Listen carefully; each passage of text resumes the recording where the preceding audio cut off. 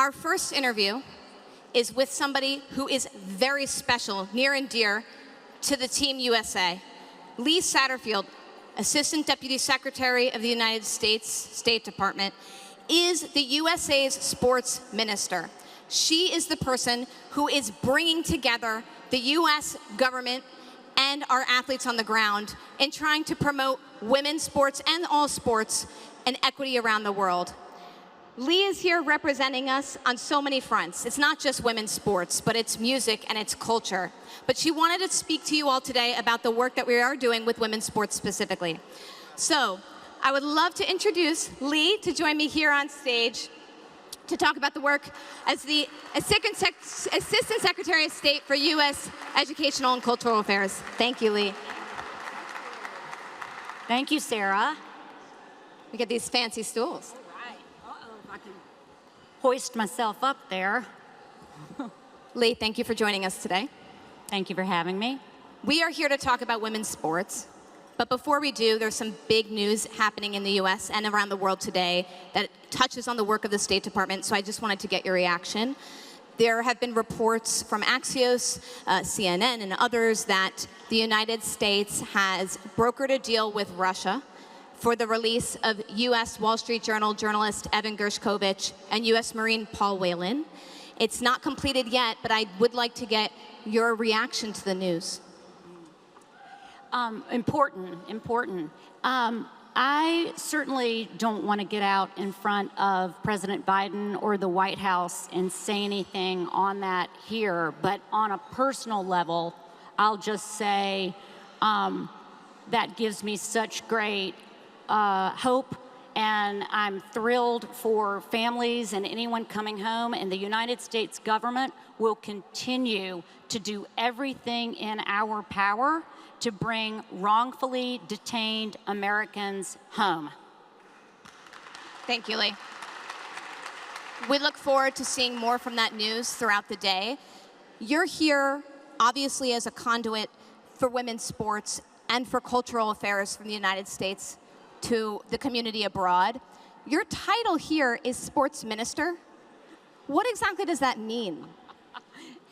So, first of all, I would like to just acknowledge, if I could, our United States ambassador to France, Denise Bauer, who joined us today and does an amazing job. Thank you, Ambassador. She represents the American people in France and does so much in her job to elevate the relationship between the United States and France, but also she understands the value of culture, sports, education all around the world. So specifically for me, the United States believes in the positive power of sports. I mean, it's the ultimate unifier. And the United States is elevating the role that sports can play in promoting peace, democracy, American values all around the world. We only have to look at what is happening right now on the world stage. Our American athletes are global ambassadors. People are glued to their stories. They want to hear more about them. They want to know their personal story. And those American athletes are showing the world the best of America. And so if you think about it like that, as we're here at the Olympics, I think that puts it into context a little bit, because we're doing that year-round. We're using the role that sports can play to bring people together. We call it people-to-people diplomacy, sports diplomacy, and we're uniting communities, youth around the world, all sharing a common interest in sports. It breaks down barriers and across boundaries and different languages and unites people, and that's what we see and why we do it. What are examples of things that the State Department does specifically to elevate women's sports on the global stage? That is the important topic today, and critically important, particularly as we're seeing more women represented in the games at the Paris Games.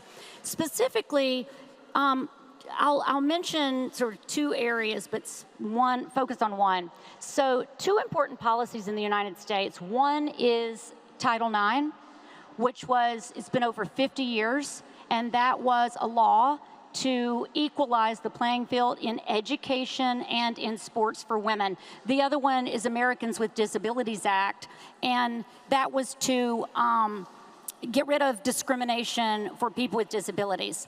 So through these two, we take the lessons learned in these two American policies and we apply them to sports diplomacy programs. So we started a program 10 years ago with ESPNW to partner with American female athletes and leaders in the industry to mentor women all around the world.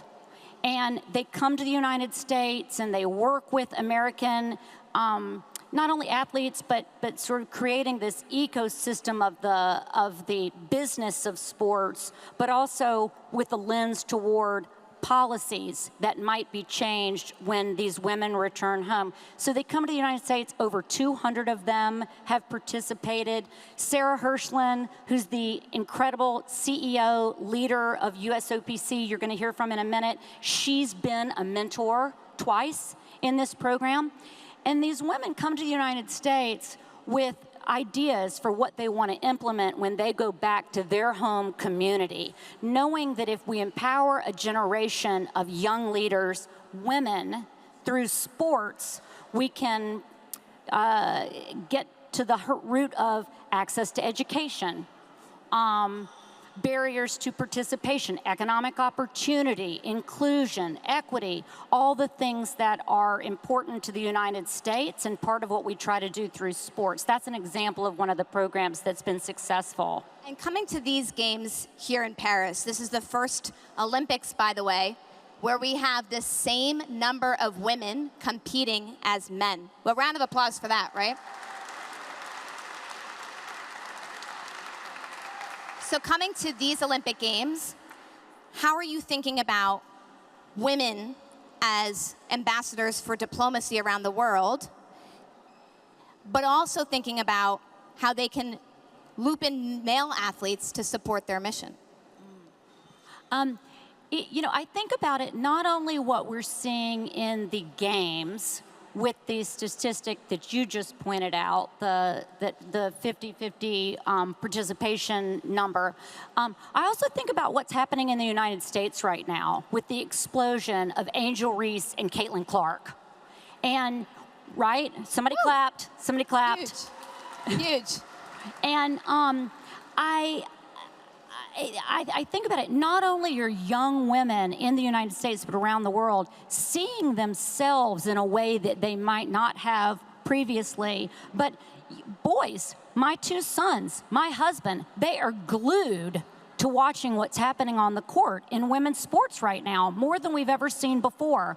So I think it's what's happening outside of the Olympics too, and the amazing athletes we're seeing here. Laura mentioned the women's rugby team.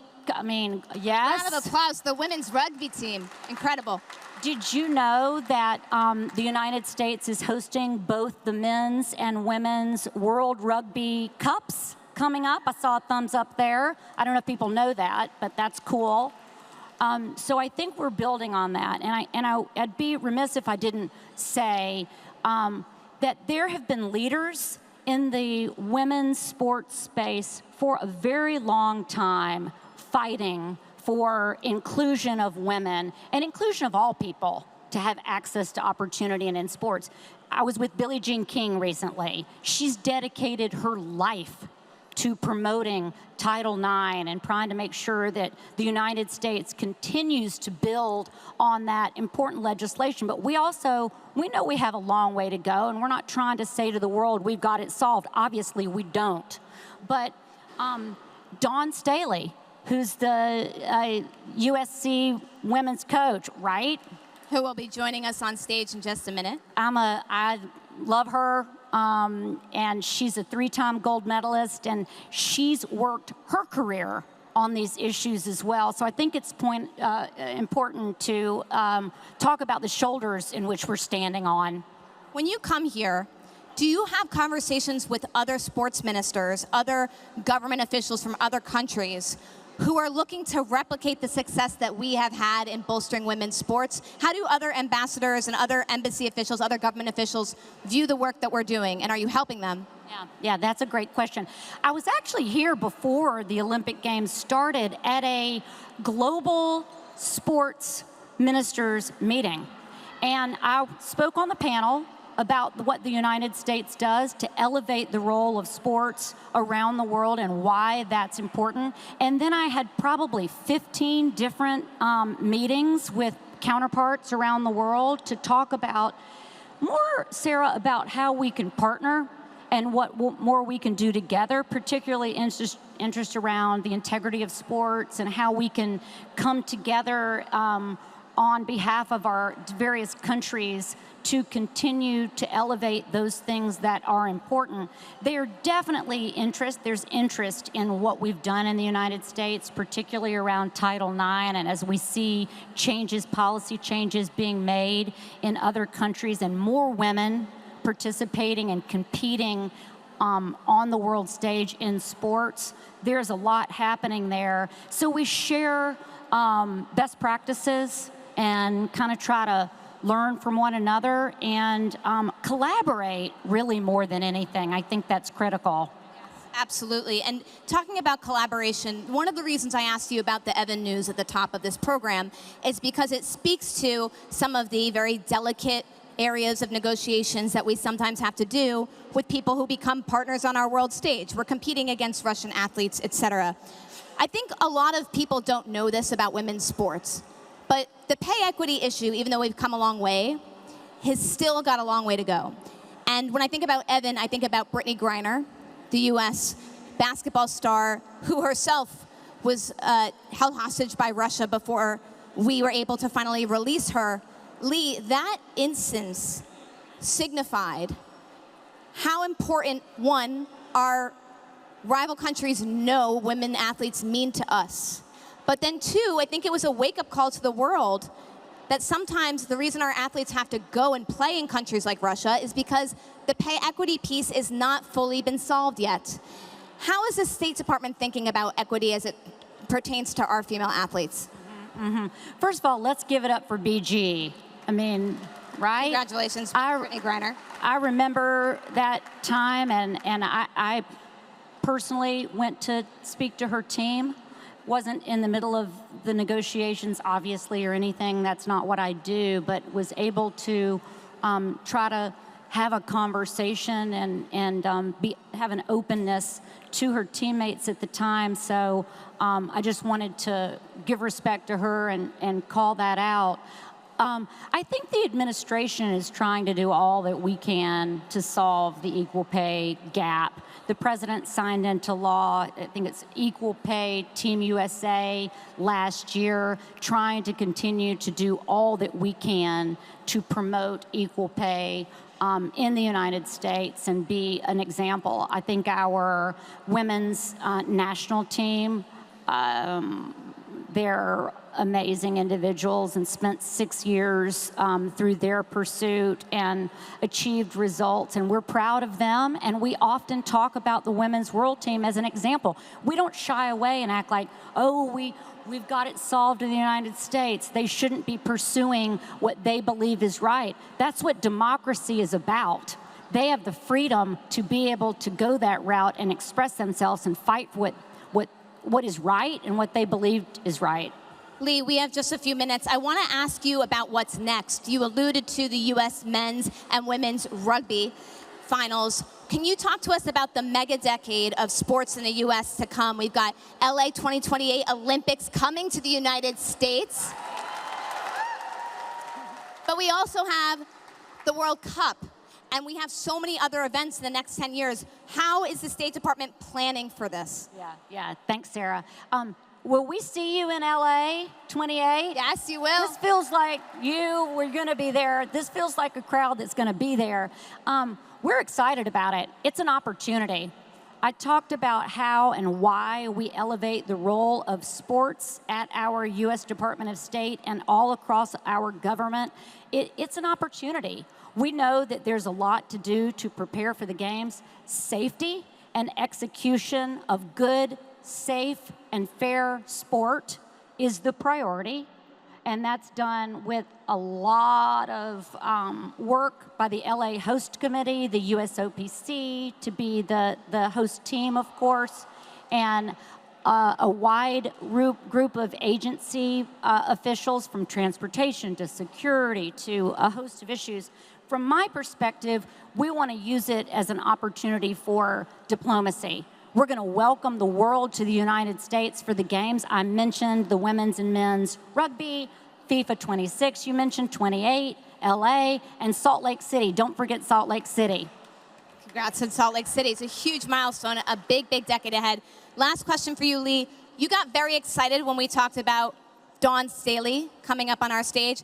Why are you such a Dawn Staley fan? I don't know if anybody detects an accent. I'm from South Carolina. Woo! Any South Carolinians in the house? Anyone? We got a few Gamecocks. Thank you. I grew up in South Carolina, and my father was a football coach in the South.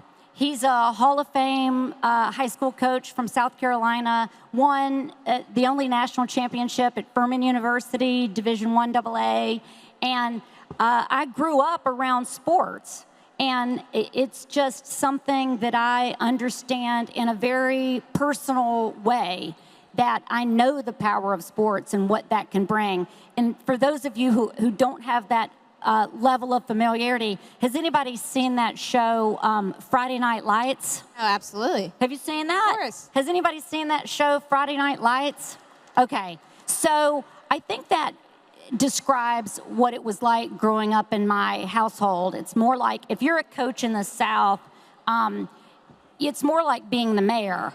So I identified with the daughter in that story and what she was going through, and the personal stories, and how I watched my father care about the athletes and who they became as human beings more than what they did on the field. And I take that on a personal level to work every day, and that's also what Dawn Staley does. I totally agree, and we'll hear from Dawn on that in just a second. Lee, an incredibly insightful conversation. The State Department will continue to fight for anyone wrongfully detained. Thank you for sharing those remarks about Brittany Griner. You know, when we talk about women's sports, you said American athletes are really global ambassadors for the missions that we are trying to export from the United States. You call this people-to-people diplomacy when we talk about sports. We think about Title IX and all of the things that we've accomplished, the American Disabilities Act, that serve as a blueprint for how we can improve women's sports and diplomatic relations writ large. You talked about your partnership with ESPNW, over 200 athletes acting as global ambassadors around the world, which is absolutely incredible. And really, I think the big thing that we're excited about, other than, of course, hearing from Dawn Staley, is looking ahead to this next mega decade, and the State Department will play a huge role in ensuring the safety and the success of American athletes, but specifically women athletes. Lee Satterfield from the U.S. State Department, thank you so much for joining us today.